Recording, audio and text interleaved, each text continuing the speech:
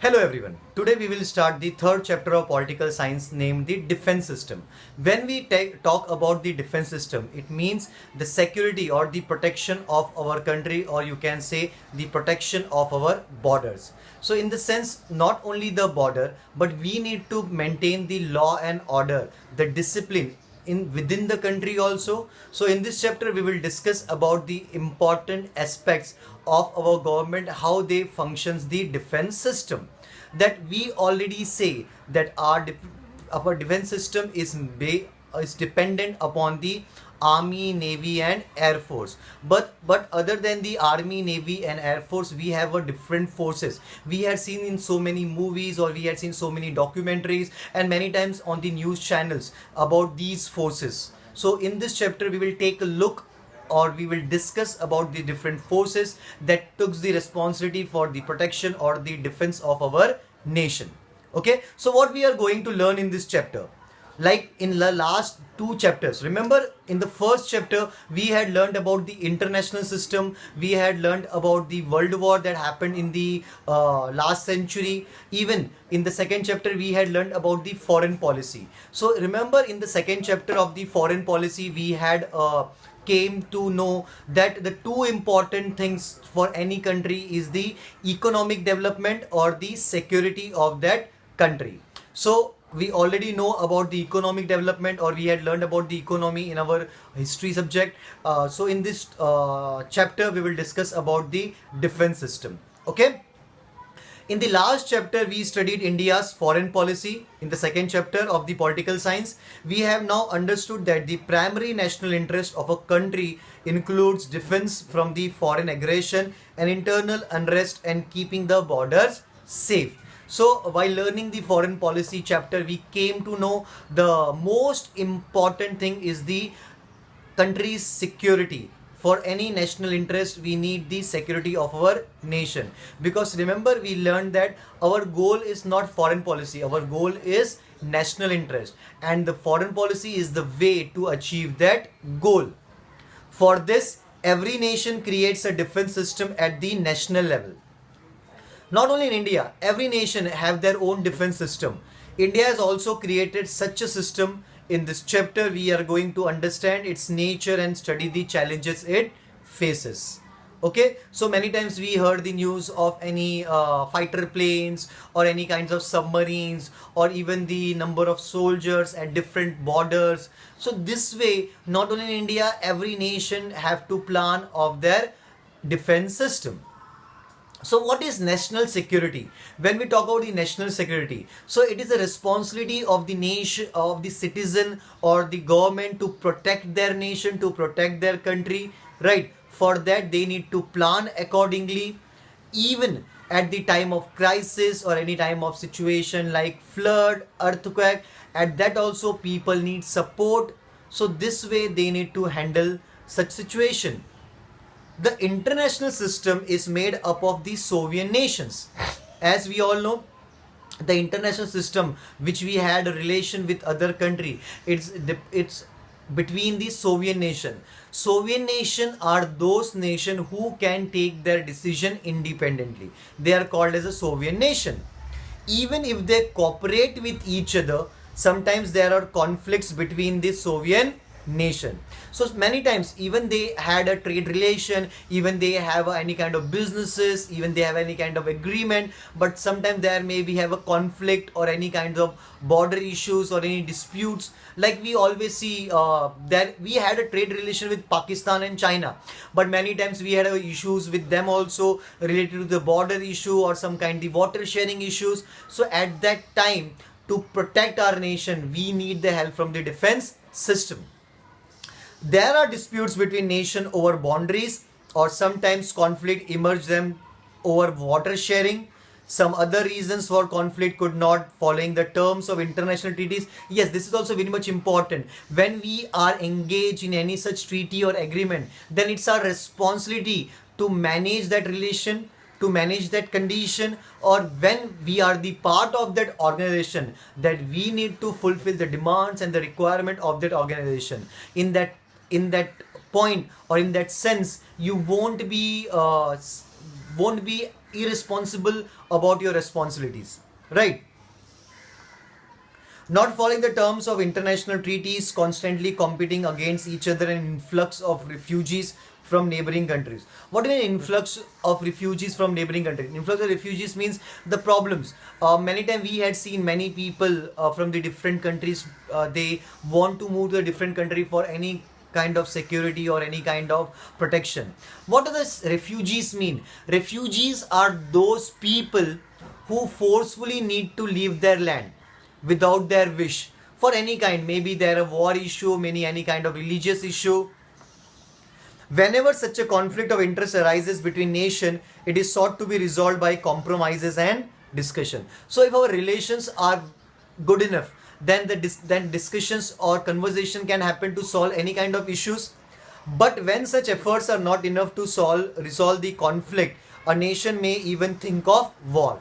And even after the discussion or even have the conversation, if the problem doesn't get resolved, then a war may erupt.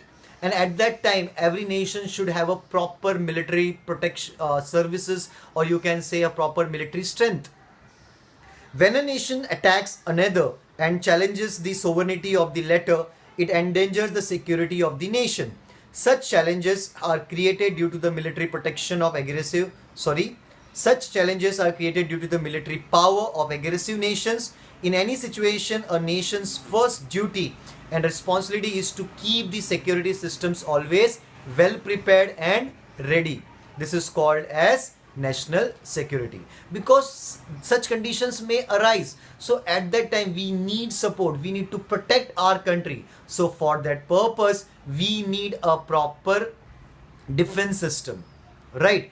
And this is called as the national security. Remember, the protection of our nation or any nation is called as the national security. Okay, next is ways to safeguard national security. Ways to safeguard, the different way how we will protect our national security. Safeguard means to protect, how we will prevent such kind of issues.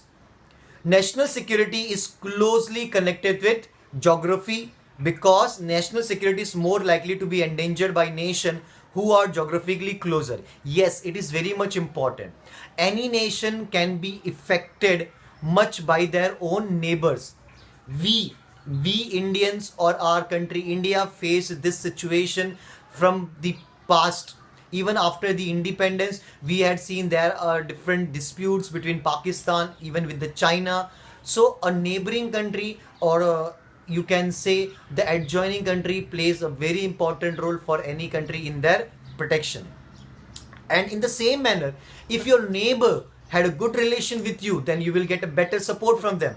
For example, you can take, we had a good relation with America, as well as we had a good relation with Russia.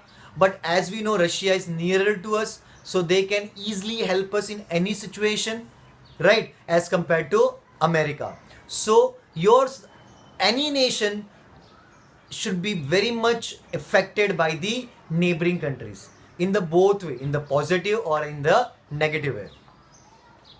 A nation must assess the threat to its geographical boundaries and the source of that threat, right? Because consider, we Indians or our government invest lot amount on the border, because we had a disputes with the Pakistan as well as the China.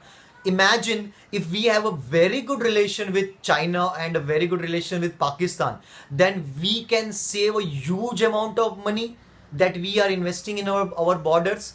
Even the lives of the soldier, every year we see the thousands of soldiers are killed on the borders at many problems or different issues. So this can be much better if we had a very good relation with our neighbors.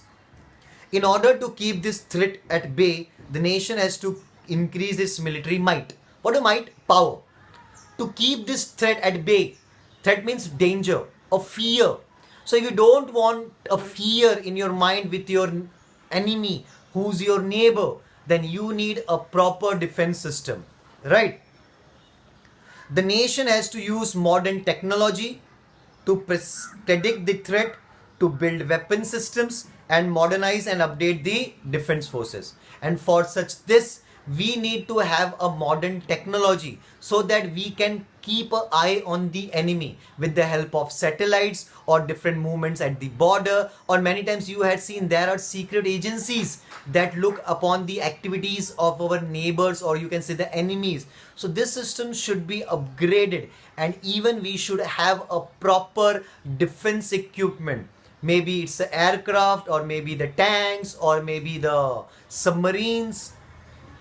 Resolving conflict by taking recourse to war in order to safeguard national security brings internal peace into danger. And yes, it's true, when our problem arises that we should have the war between the nation, that it naturally endanger the peace within the country also.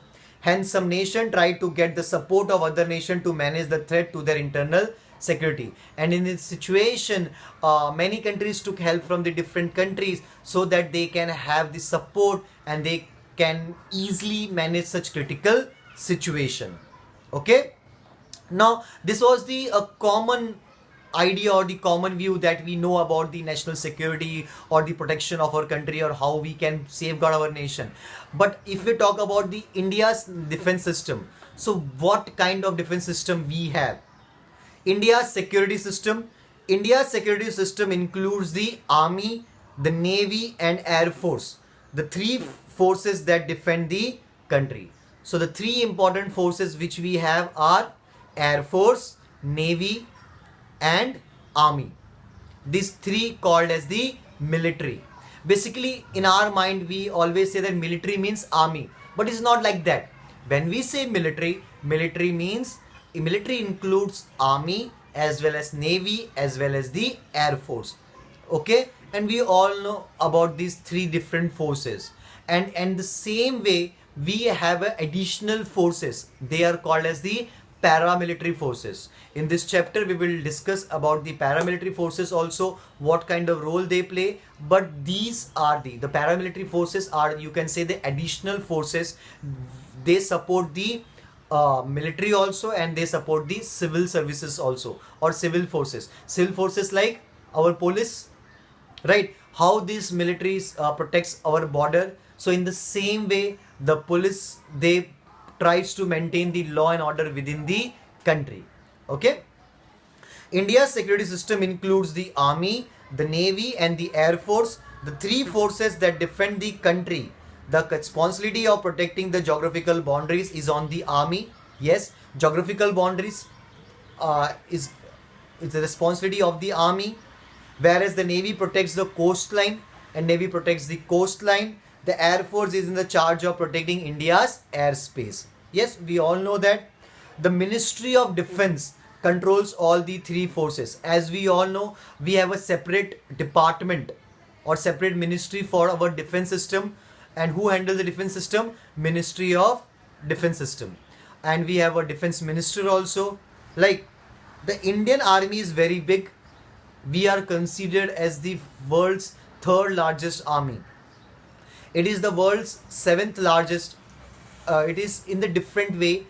If you compare the all the aspects of our country, then we are considered at the third position, depending upon the forces or the weapons which we have. Because after China, America, India is considered as the most powerful in the army. And if you take the number of the soldier or the rank, then we are in the seventh rank. Its chief is known as the general. The chief of the army is known as general. The chief of the navy is known as admiral, while the chief of the air force is known as air chief marshal. So remember this, underline it. You can, it will be helpful for our blanks, or it's for the general knowledge also. The chief of the air force is called as the general.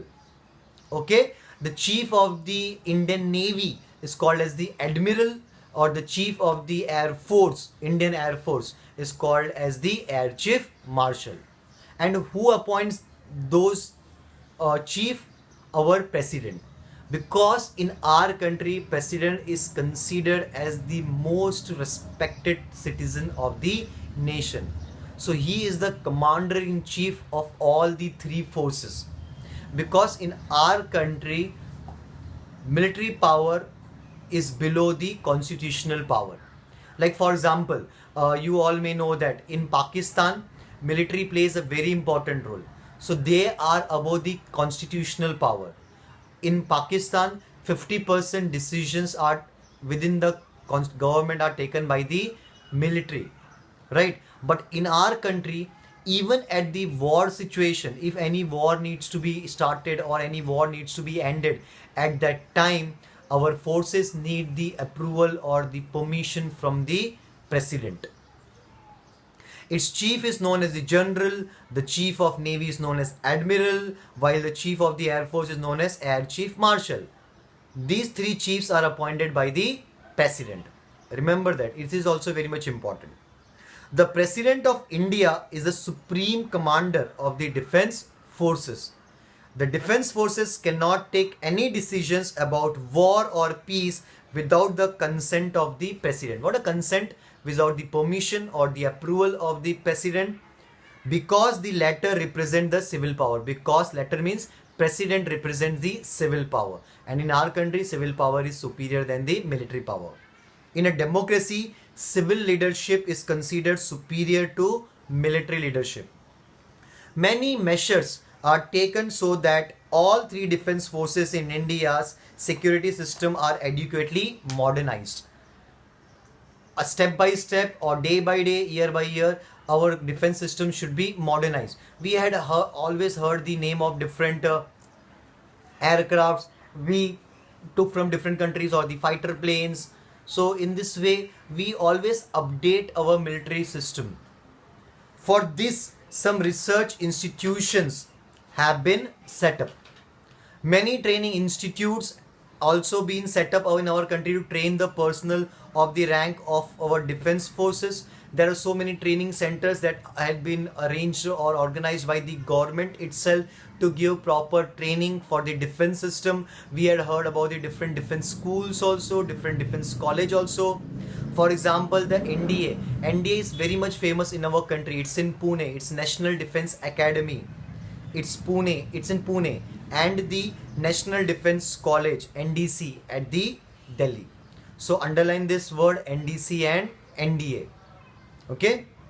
Next is paramilitary forces. So everyone clear with the military forces? What kind of role military perform? What are the responsibilities of the military forces? Now, what are the responsibilities of the paramilitary forces? Paramilitary forces, as we already discussed, it's an additional forces. Many times you had seen the commandos, or you had seen the home guards. Simple, for example, as we all know, Ganesh festival is considered as the biggest festival in a state like Maharashtra. At that time, the security system needs to be upgraded, updated. So we need additional forces. So at that time, from where we will get the additional forces? At that time, paramilitary forces supports us or supports our police services.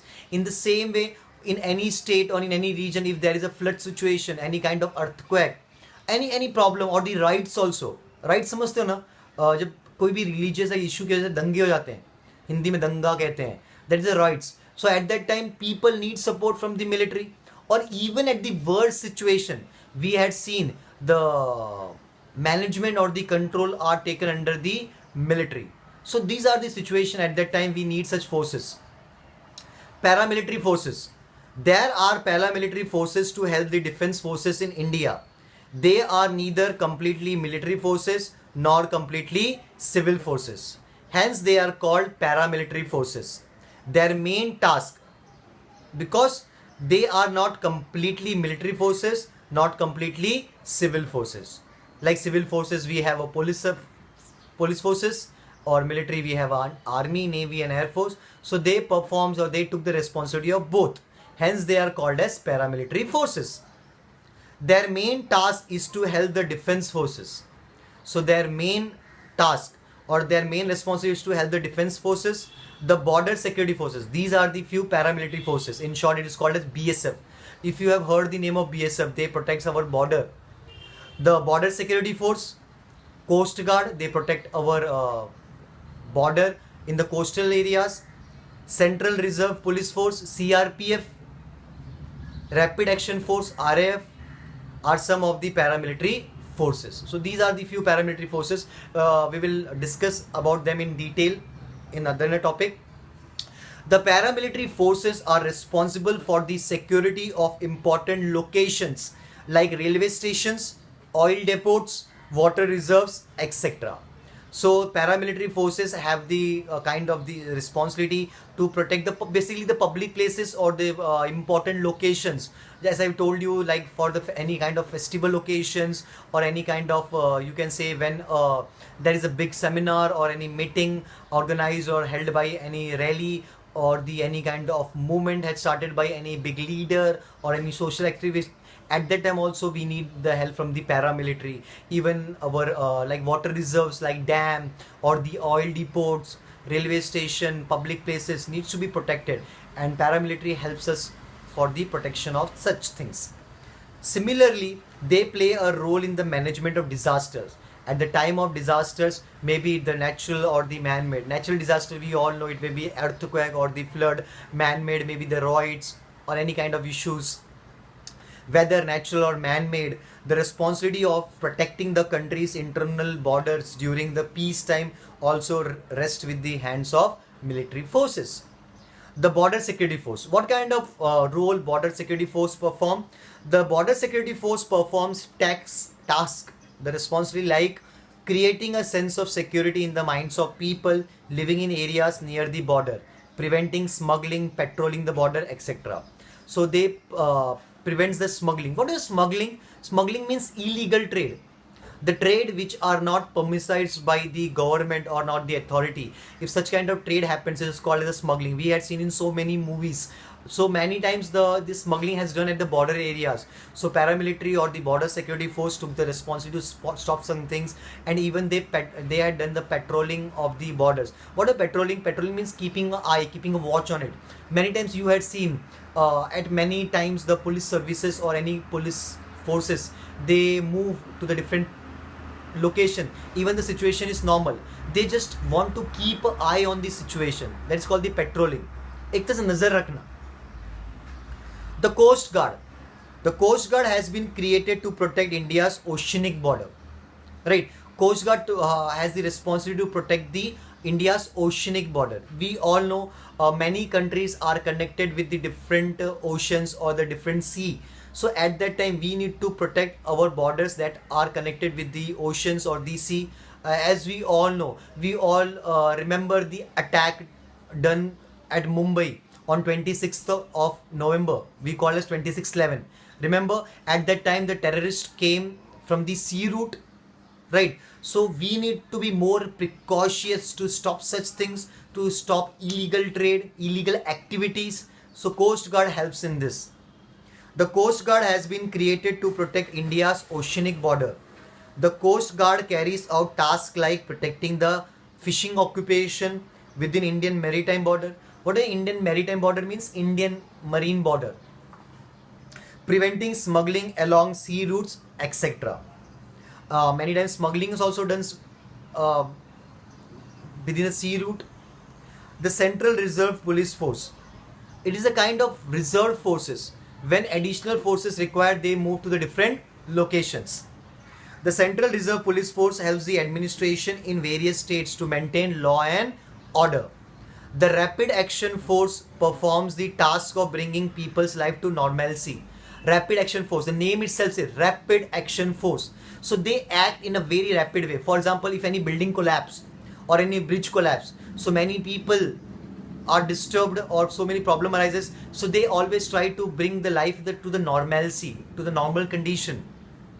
The Rapid Action Force perform the task of bringing people's life to normalcy by moving in quickly in incidents of threat to national security such as bomb blast or the riots or even at the terrorist attack. The National Cadet Corps, NCC. You may all have heard the name of NCC. NCC, we had a different section where students basically getting the training of such kind of services, even for the paramilitary or the military services. Even the schools and colleges we have. The NCC, National Cadet Corps. The National Cadet Corps has been established with the purpose of instilling among students the love for discipline and military training. Boy and girl students from schools and college can join the NCC. So it is a kind of giving a proper training or a feeling of love for the nation or the feeling of nationality to do something for a nation. So we get a training at our school level itself. Many times you had seen the scout and guide. We have a session in our own school. So with the help of such activity, we can involve in such kind of support to the government. For example, see, for being a student, we don't have the training of the arms or the ammunition. Then at least we can support the crowd for any, for example, when there is elections, so during the time of voting there is a long queue, so at least students are trained to manage the queue, to handle the crowd. So these are the different responsibilities that can be instilled, that can be created within the students. Next is home guard. Home guard is a kind of security guards. Like we have a watchman at our complex or our society, or you had seen at the shopping malls or any public places. So in this way, during the time of independence, a kind of service started. This is called the home guard. The organization was established in the pre-independence period. Citizens can join the home guard and assist in the defense of the country. Any citizen, man or woman between the age of 22 to 35 years can join the home guard. In home guard, we don't need to much be qualified, or you can say a much physical strength. A nominal training is sufficient for the home guard, and it is also getting a new job opportunities. This force has following the task. So they can have a such kind of task like maintain public security, supply of milk, water and other essential service during the riots or strikes, or even at the time of flood, regulate traffic. Even they can help to regulate or to proper functioning of traffic, to help people at the time of natural disasters. Yes, naturally people needs help, such help given by the government or the authorities at the time of natural disasters like flood, earthquake, etc. Understood about the military and the paramilitary forces or their responsibilities that are functioned? Clear everyone? Okay.